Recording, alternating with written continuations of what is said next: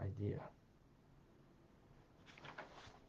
We continue with this thought in the conclusion of chapter 1, that we say that God creates the world from the 10 utterances that are in the book of Genesis. Let there be light, Bereshis, let there be light, the firmament in the waters above, the grass, the sun, the moon, and all of the 10 utterances. If you look carefully, you'll see them in the book of Genesis, the beginning. In the beginning, God created heaven and earth, right? But we said it's not just those creations that are created something from nothing, from utter nothingness into something, but it's everything in creation, even a stone. Yeah, but a stone isn't mentioned in 10 utterances, so where's that come from? How do we get the object of the stone? Remember, what is the creative force of everything in the world? Is its word that God uttered and brought it into creation, something out of nothingness, as again, before God created, there was absolute nothingness, nothingness in the sense of creation. There was only but God. So from that came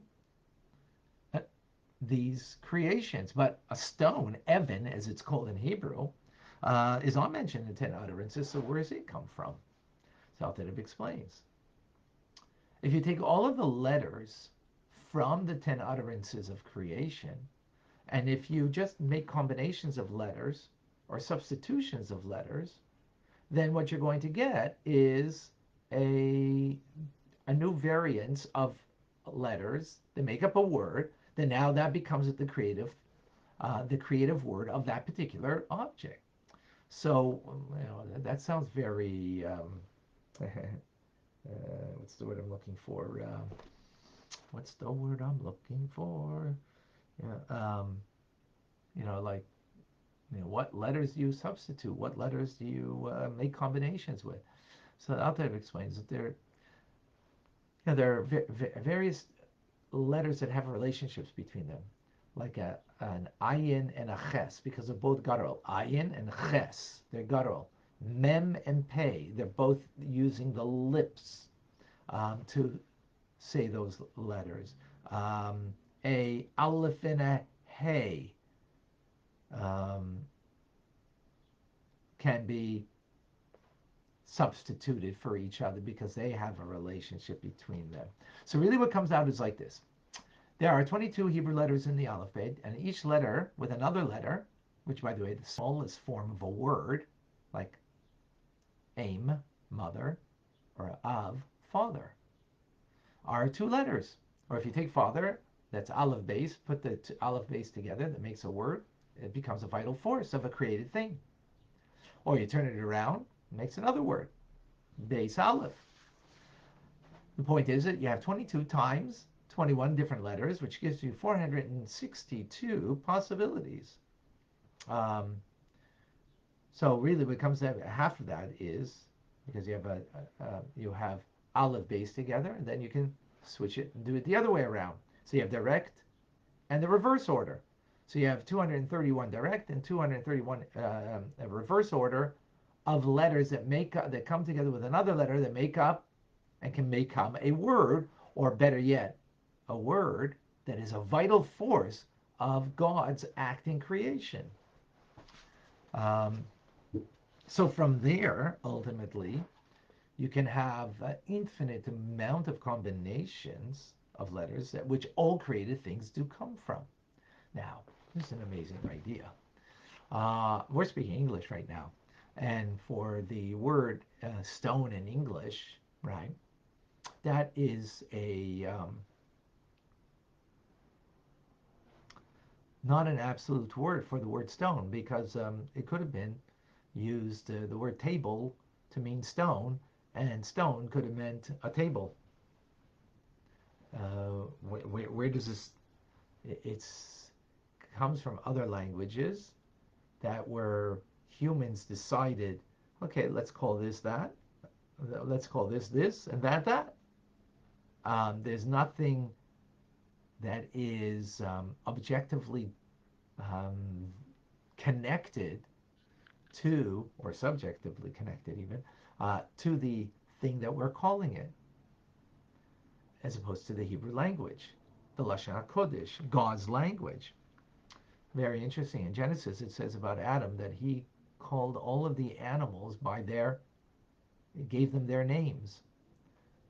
So he called a lion an Ari, he called a bear a dove, and the reason why he did that and was able to give them a name is because he, being such a lofty soul, was able to appreciate the soul of the animal and the unique vital force that God is creating the animal with, and hence being privy to that vital force, aware of it, gave its name based on the vital force of the letters that make up the name of that animal that is being created by God.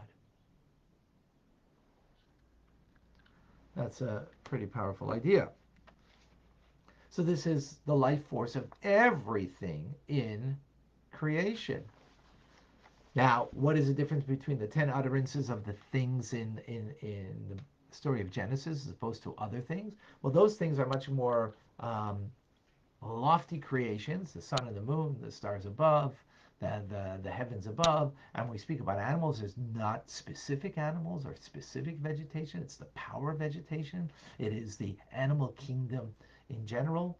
The specifics of animals,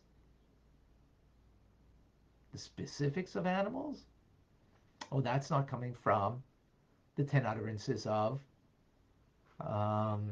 in the story in Genesis. Where's that coming from? Well, as we said, it's coming from combinations of letters.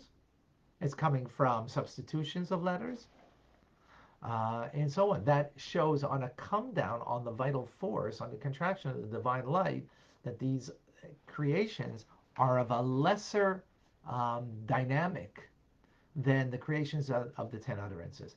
But there's a commonality between them, is that all of creation is divine language,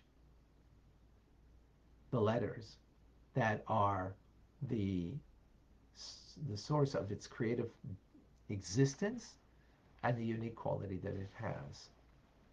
So I'll just give you an example, another example of, for example, fire. Well, fire's not mentioned in the 10 utterances, but if you take an aleph from or, from the word or, light, and you take the letter shin from shemesh, which is sun, and then you combine those two letters together, that makes the word esh, which is fire. Combination of light and sun, from the light and the sun. Just another example of this. That is a diminution of the divine life force. That's why, interesting, sun and the moon were there. Vegetation was there. All the things of that last for eternity, or eternity for creation, are in the 10 utterances. But fire was actually discovered, because that's a diminution of the divine names from the 10 utterances. Again, combinations. Sometimes there's substitutions. There's even another way that there's a vital force of things in creation, and that's called Gematria, numeric value. In other words, not even the letters itself, but it's the numeric value of the letter, right? So it's not the letter itself, but it's the value of the letter that becomes the dynamic force of that creative being. We'll get more into that later. The point being is that all of this is the holy tongue, that is the vessel for the life force that's condensed into the letters of that name that come from the 10 utterances as they are in the Torah, as the Torah and God are one, and the 10 utterances in the Torah are that vital force of those, the creations in the 6 days of creation.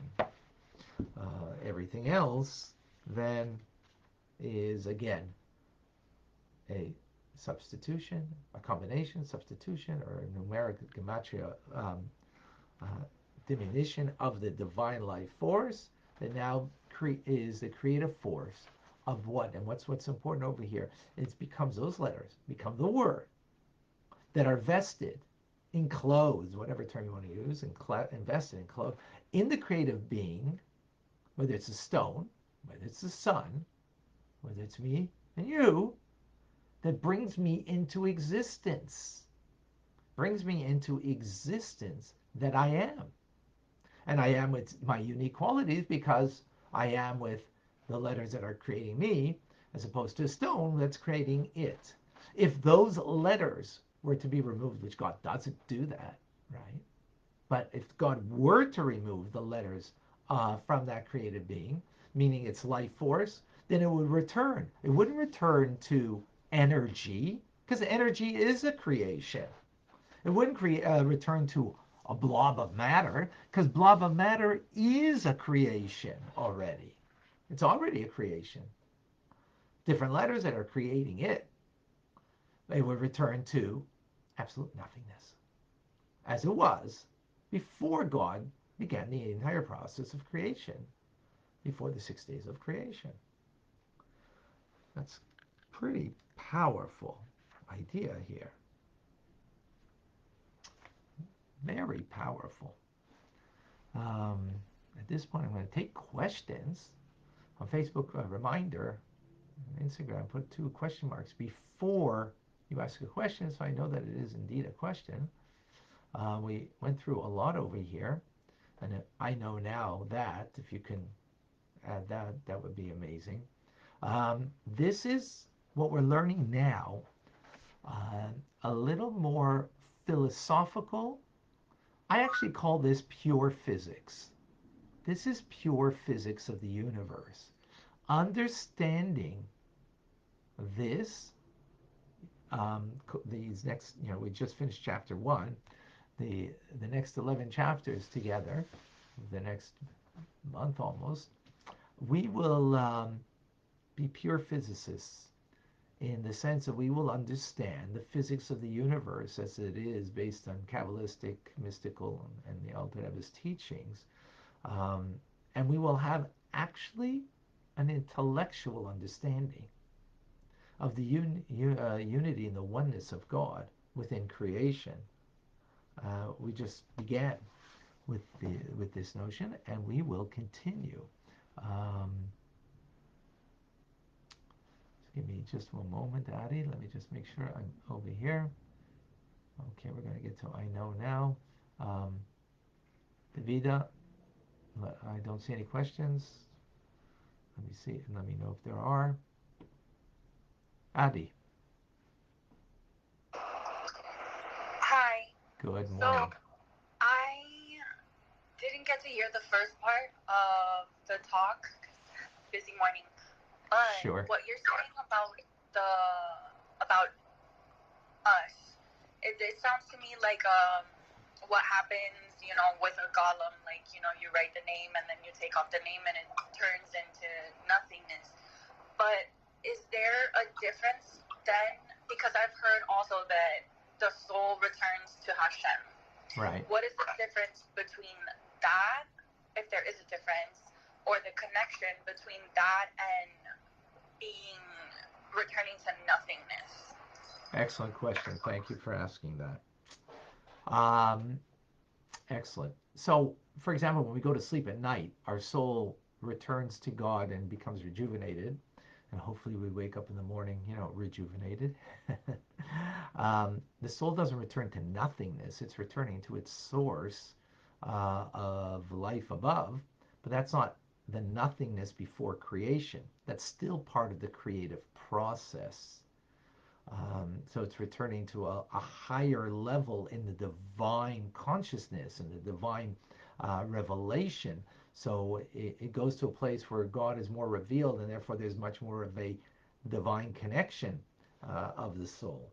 Just like the soul, when we leave this world and after going into the Garden of Eden, it's getting much a greater revelation of God because it finds itself in a higher world. But that world is still a creation, a spiritual creation, but a creation nonetheless. We're talking about over here that before creation, the only thing that existed was God. And now what we're saying is when God animates a stone into being, it's coming from nothingness, and it's that word Evan in Hebrew that is the the life force. Those letters are an energy force. By the way, just to give some modern day context to this, I would suggest that all of science today is really all about language. It's all about breaking the code of language, right? And the DNA is a language. Everything has its language, and when we understand the language, right, of DNA, then we see where there is a defect in the code, in the language code, then that's where we can bring healing, and that's what is going on today.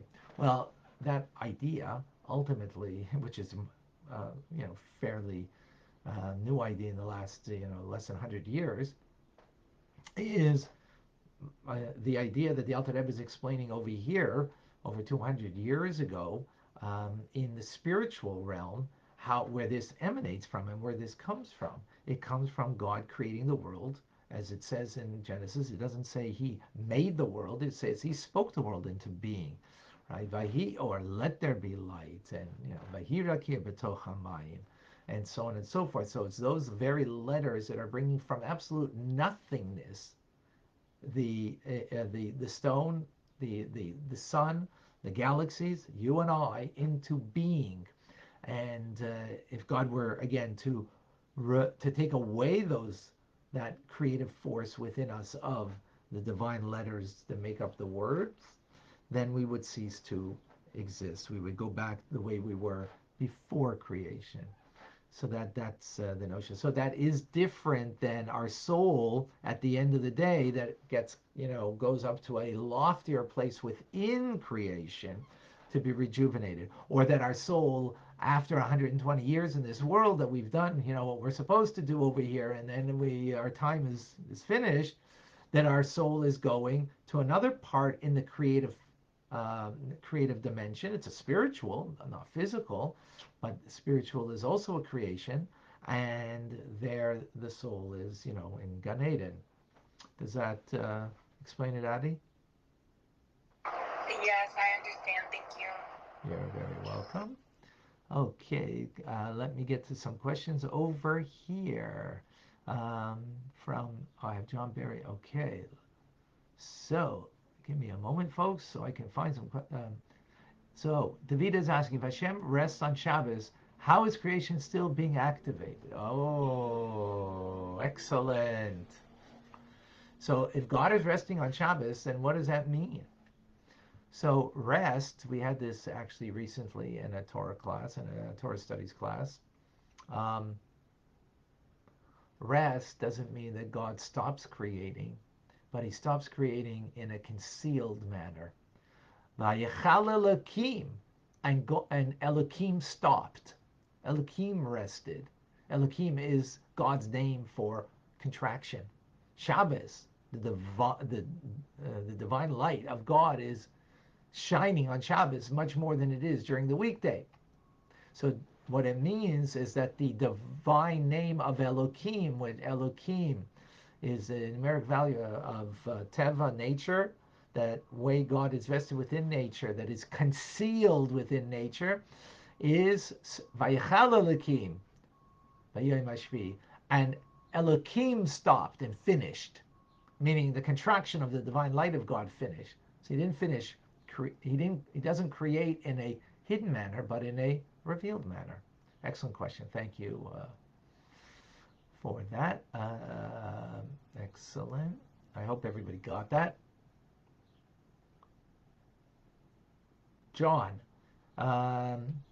is the closest thing to the Hebrew language the chemical language, as both have intrinsic meaning?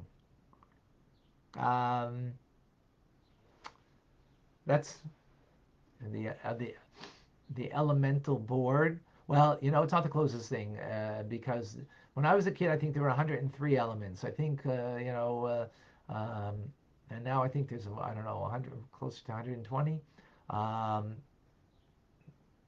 In the Hebrew language, it's 22 letters. That hasn't changed. That hasn't grown.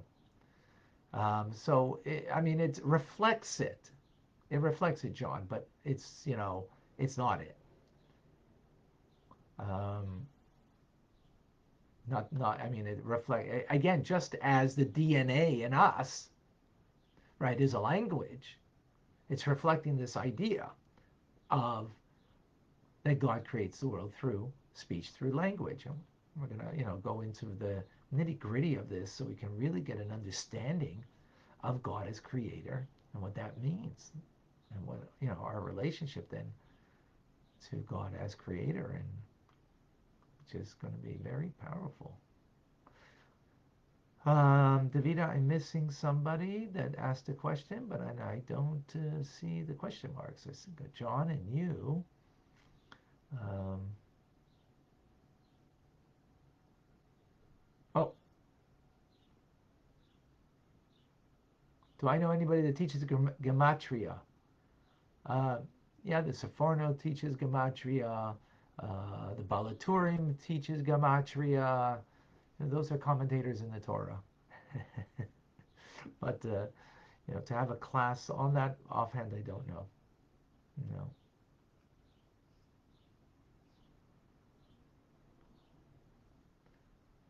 So, Barry, you have a question. What does it mean that God used the Hebrew alphabet to create the universe? What does it mean? It means again, the word Evan, or the word or means light. So Aleph, Vav, Resh, which are the letters. I'm not going to go into that now, but every letter, we'll do it at some point. Every letter has a shape, has a way it's pronounced, has a meaning to it, and has a numeric value to it. Aleph is the first letter. We're going to do this. I'm going to do this maybe, I don't know what day. Then we'll go through a few letters, and you'll understand how the letters are not arbitrary. That's the word I'm looking for earlier. The fact that a stone in English is called stone and not a table for a stone and not stone for a table is arbitrary. There's nothing intrinsic to the word stone in English that piece of thing that you pick up outside, right? That you should call it a stone. But in Hebrew, it's not arbitrary, or Lashon HaKodesh, the Holy Tongue. It's not arbitrary. It is called Evan specifically because the letters Aleph, Beis, Nun are the vital force of Evan, of stone. Shulchan, table. Those letters are the vital force that make up that word, that make up that created being. Now, a table is different than a stone. Fire, Aish, is different than stone. And why are they different? How come they're different? Is because the letters that animate them are different. Each letter has, again, has a shape, has a numeric value, has a meaning to it. And when you see that even those things are not arbitrary, then you can understand when you put those letters together and make a word, you can understand that they're not arbitrary, and that's the vital force. That's how God animates the world. Now, it doesn't mean that there's, going to see the letters here, did Adam see the letter of Aleph, Resh, Yud, Ari, lion, on the lion?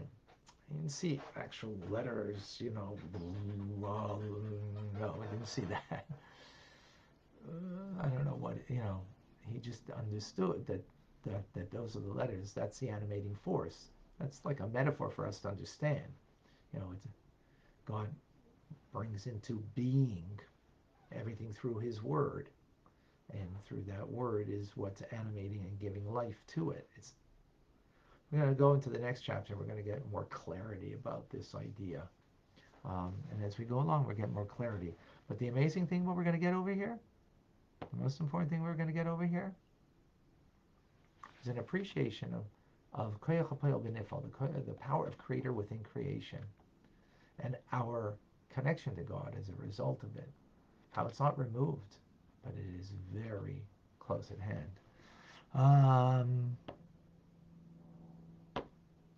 Jeff.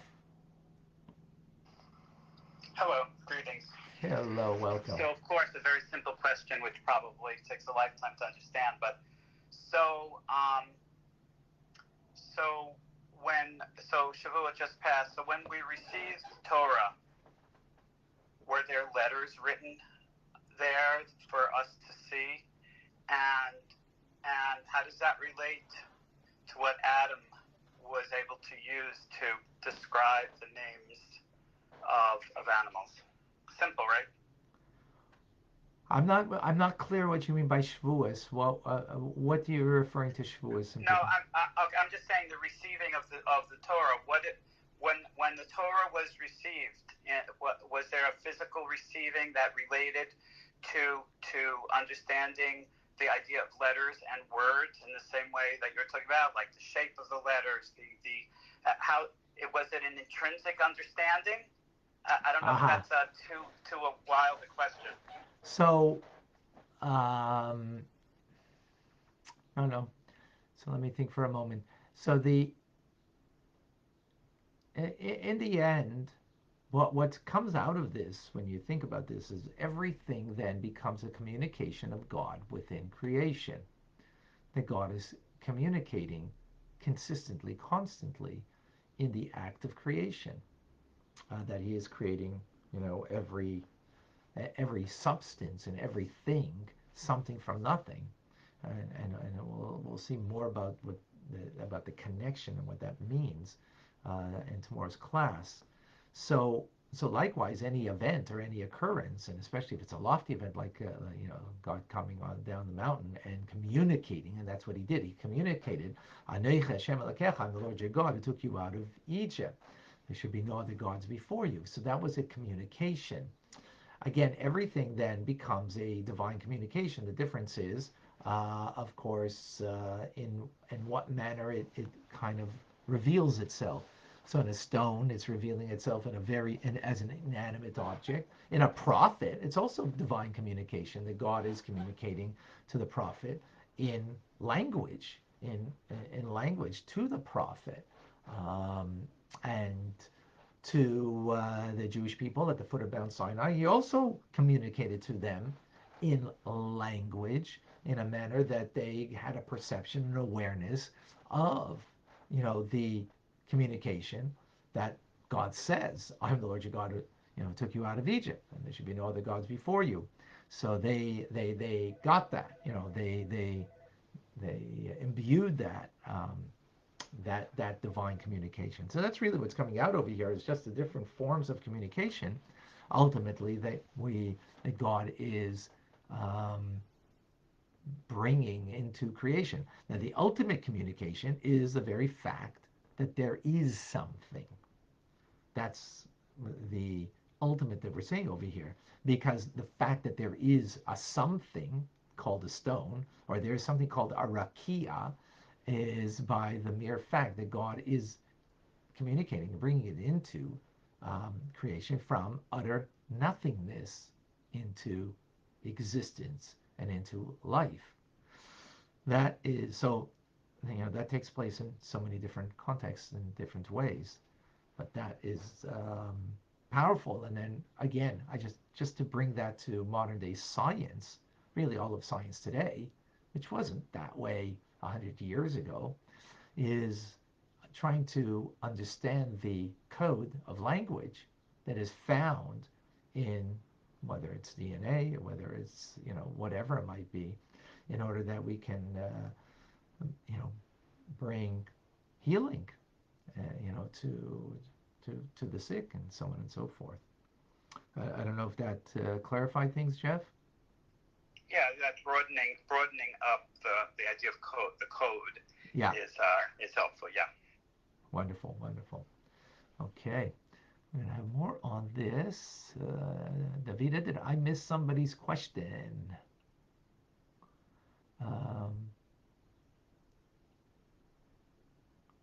At the beginning of the sentence. Oh, okay. Yeah, two question marks at the beginning, so I know that it's a question. Otherwise, if you put it at the end, I'm not looking there. So Jane is asking, Rabbi, would you suggest for a Noachide to study Gematria or Hebrew language? No, that's not important. What's important is and it's not even important to study Gematria for a Jew. That's not important. What's important is to study Torah teachings of values that are going to enhance our lives and make us better people. That's what's important. And Gematria is, it might be thrilling, but that's and sometimes, yeah, there will be if a commentator is giving a gematria for a certain thing, so then it's one thing. But to specifically learn that, I wouldn't suggest. No. I hope that's okay. Can God create without uttering? Can God create without uttering? Yeah, He can do it through thought. That's a deeper place. Thought is also a language. We think in language, right? Yes, God does. That's actually what Shabbos is. Shabbos is from God's thoughts. And that's all a metaphor, right? God's not speaking like you and I, right? He's communicating. And we're going to get more into this. We got to be a little patient so we can unravel all of the mystery of creation. But we're going to get there. But yeah, actually, good question. There is thought. And that Shabbos is related to thought. The soul is related to thought. And more on that to come. Excellent questions. We got some really good questions. Okay, I don't see any more. Okay, I know now. Can someone give me I know now? So Joe. Anybody can share I know now that. What do you know from this? Is it better to pray in Hebrew? Barry asks. That's an excellent question. So based on what we just learned over here, that the Lashon HaKodesh, the Holy Tongue, is God's language of communication, in creative process of everything. Then of course the Hebrew language is very special. So it's a good question. Based on what we just learned, we should say, well, for sure you should pray in the Hebrew language. Ultimately, yes, you should. Ultimately, if you can get there. But since prayer is about the heart, and it's about the heart, so if you don't understand the Hebrew language, then you should do things also in the language that you do understand, in order that you can activate your heart and your connection and the feeling of love and awe towards God. So the answer is yes and no. Yeah, no, don't pray in only in Hebrew if you don't understand, because you do want to activate the heart, and you just don't want to say just words that to you right now, even though those are powerful words in the Hebrew language, and they are, but they are, but not in your heart. So do some in the English and maybe do some in the Hebrew, and try to work towards more Hebrew, understanding what the Hebrew is saying. That would be, the way to go. Excellent question. Okay. Any other thoughts? Any other questions? Just a reminder that today at 12:45 there'll be a class on Jewish ethics, Pirkei Avot. And come and join us. And that will be also on Clubhouse and, of course, Facebook. Chabad ZK, and it's also on Zoom, 770, 6085 Zoom, for those who would like to join. So again, in conclusion, I know now that the years of study as a child and a youth with the truth. Okay, now you're getting it. Okay, beautiful. There were a few I know nows earlier, and there's so many comments over here that I can't find it right now. So if you, Eugenia, I think I noticed, and maybe some others, if you can just recopy it, that would be amazing. So as I mentioned, our goal over here is the oneness. Our lives are sometimes, we're so scattered. Our mind goes in one direction, our heart goes in a different direction. We're pulled by friends, by society, and a third direction. And sometimes we just don't feel a oneness. We don't feel connected to ourselves, connected to God, connected to or just any connection. Feel really disconnected. The root source of all of it ultimately is the oneness of God. If we can appreciate and understand and connect to the oneness and the unity of God, then we will sense a oneness and a unity in ourselves, and we will live a different life, totally. But this comes not in a simple way. This comes through intelligence, through understanding and appreciating the power of Creator within creation, the truth of creation, as we'll understand here in these 12 chapters. And then when we understand this and to be able to think about it, meditate upon it, and it'll become an awesome thing of a new reality that we will be able to perceive in our world, in ourselves. And as a result, we will be able to deal with the challenges of life and the just life period in a very united whole manner. That's where we're going with all of this. I mean, it's all in the philosophy of it as opposed to the practice of it.